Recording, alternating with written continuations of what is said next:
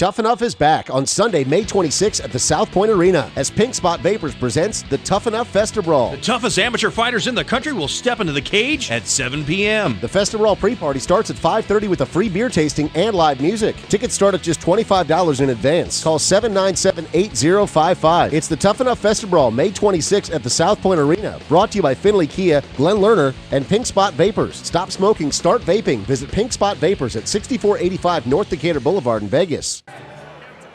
Ladies and gentlemen, this next fight is in the flyweight division. Introducing first in the blue corner with 1 win and 1 loss, fighting out of Legends, Hollywood, California, Jacob Rockymore.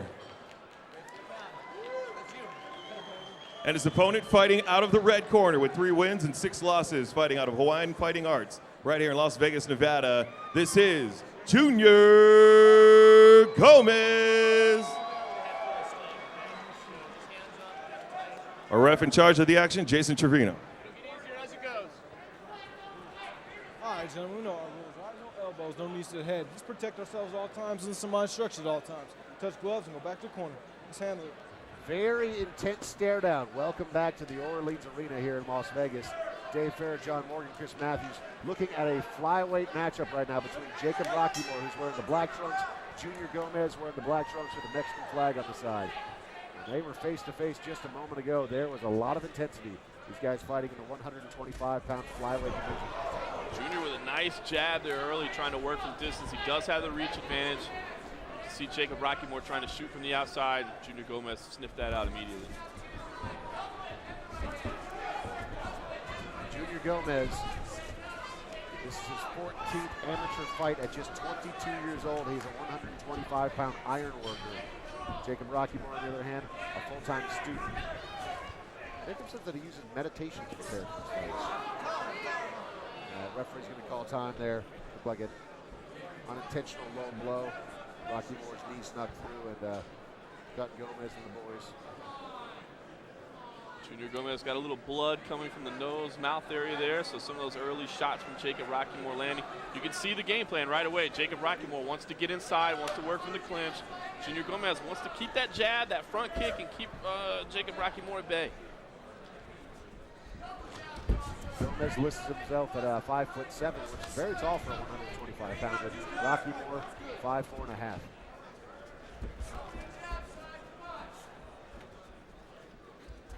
Gomez coming up short on that low kick, but nice strategy. And then you can see Jacob Rockymore wants to close the distance, work from in here. He can negate the reach advantage. Junior Gomez so far, though, showing really good balance on the feet. They try for the hip toss here. You see Jacob Rockymore try to turn in, throw that hip toss. But Junior Gomez, again, excellent balance, staying up early. Flash of knees there, a little bit low. It happens. Jacob Rockymore wearing the black trunks. Junior Gomez wearing the black trunks with the Mexican flag. Nice inside leg kick there from Rockymore. Once again, this fight happened in the 125-pound division. Rockymore shooting in for the takedown in the final seconds of round number 1. Could be very key if he can get it, trying to shoot that deep single. Could be very key. Does not get it. Like you said, nice balance from Gomez. Makes that a tough round to score, though. What do you got? Yeah, I think it's a very tough round to score. It seemed like really Jacob Rockymore was coming up short on most of his punches and kicks. But if you look at the damage, you see the blood on Junior Gomez, and Jacob Rockymore was moving forward the whole time, whereas Junior Gomez was defending. So really, I think Junior Gomez had the more effective strikes in the round. But I think the judges are probably going to lean towards Jacob Rockymore. I was thinking the same thing, and I'm wondering, what do you guys think? A guy that has 13 belts under his fight, amateur fights under his belt, and a guy who has 2. Are you impressed with a guy that has 13? You know, I tell you what, I'm impressed with his balance. I'm impressed with what he was trying to do, but I'm just as impressed with Jacob Rockymore with 2 fights, getting inside and trying to change the game plan up a little bit. Yeah, one thing that you mentioned about Jacob Rockymore, it seems like he came in this fight with a game plan. Even though he's a less experienced fighter, he came in, he knew what he had to do. He knew his opponent was going to have to use. He's got to get inside, negate that reach distance. And Junior Gomez, on the other hand, he's got great strikes, but he's not being that effective with it yet. I tell you what, though, if I'm in either corner, I tell him you lost that round. Get out there and prove something. Exactly. Round number 2 here at the Orleans. This is the Tuff-N-Uff Fighting Championship, the future stars of MMA. Dave Fair, John Morgan, Chris Matthews in the broadcast booth tonight. Watching the 125-pounders go at it. Nice right hand by Jake Rockymore. Junior Gomez had a nice flurry there early as well. I'd like to see him work that jab. He came out with a real effective jab early in the first round. Hasn't really gone back to it, Junior Gomez. There it is. He's got a nice quick jab. Nice Superman punch there. Just missed over the top. Rockymore not too phased by it, just waiting for his opportunity to close the distance to the side. For the single leg there, but Gomez punishment a bit. Yeah, Gomez has excellent balance on his feet. Rockymore hasn't been able to take him down yet. But I like the fact they threw a couple punches in there. Get a little bit of damage in. Throw a couple of strikes in this position. Looks very, very comfortable in the corner. Just kind of leaning up against the corner, very comfortably balanced. Picking his shots a little bit. Landing some nice ones too. Yeah, I like the fact that he's throwing some punches in this position, because it seemed in the first round he was really more content to just defend, and I think that's why he may have given that round away in the judges' eyes. Now, is Rockymore wasting a lot of energy unnecessarily here? You'd think that it's going to be harder than ever to get someone down when they're pushed up against the turnbuckle like that. Yeah, it really is, especially, Junior Gomez has double underhooks there. Rockymore is in a really bad position to try for a takedown. As he switched to a single. Gomez looking to take the back. Yeah, excellent transition by Gomez. Rockymore's in a little bit of trouble here. Looks like he's turned in, so I don't think he can get to his neck now, but if Gomez can slip around the back, get that left hand over. Rockymore's got a hold of that leg, and it seems to be working for him, not letting Gomez fully take the back, but Gomez is not giving up on it. Nice little scramble there for Rockymore. Final 10 seconds of the round. Rockymore pushing through, looking for a takedown. Nice brawl from Gomez. That's the end of two. Another close one. What do you got, John? Yeah, action-packed round there, but I really thought Junior Gomez did what it takes to take this round pretty clearly. Defended the shot very well, landed some punches while he was in the exchanges instead of just defending the position, and then worked to some dominant positions. Not quite full back control, but took some dominant positions on the floor. I think Junior Gomez takes round two. David, you mentioned how much energy did he expend here in the corner, now going into this next round.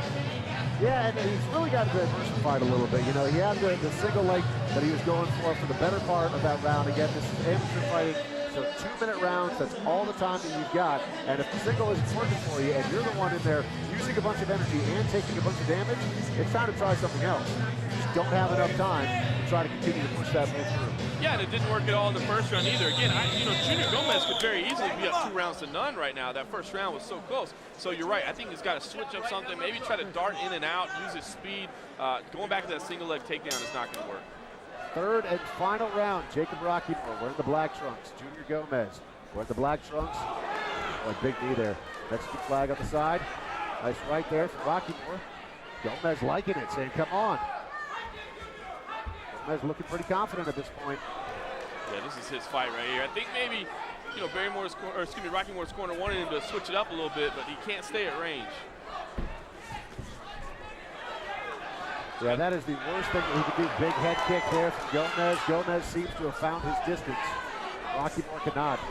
Nice jab there from Gomez. He's got to dart in and out. This Rockymore needs more head movement. You see the head fairly stable right there in the middle. Oh, big shots.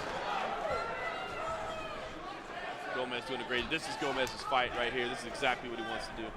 Just over a minute remaining in this third and final round.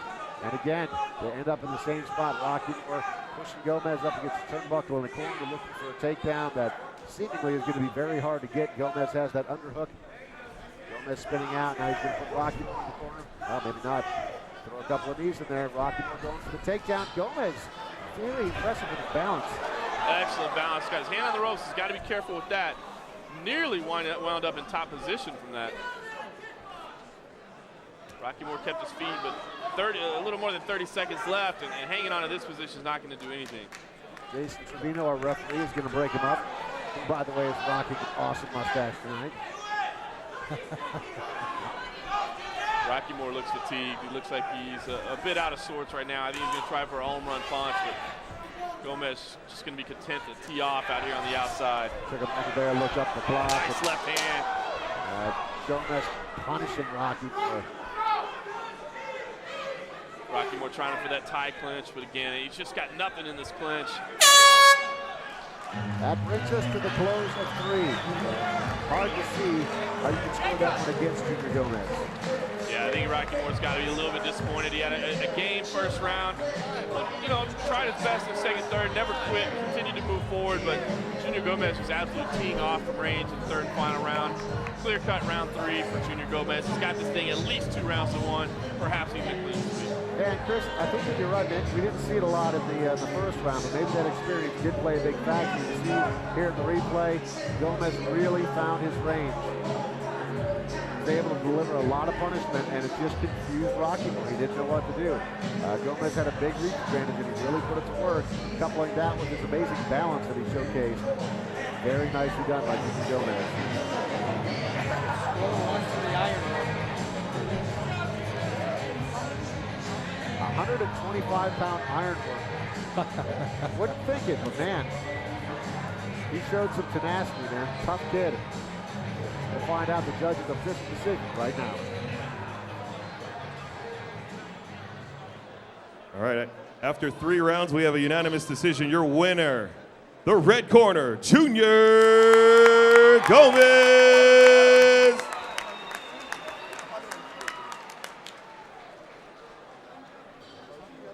Junior Gomez walking away with a unanimous decision tonight. We're coming right back to the Orleans for more of the future stars of MMA. This is the Tuff-N-Uff Fighting Championship.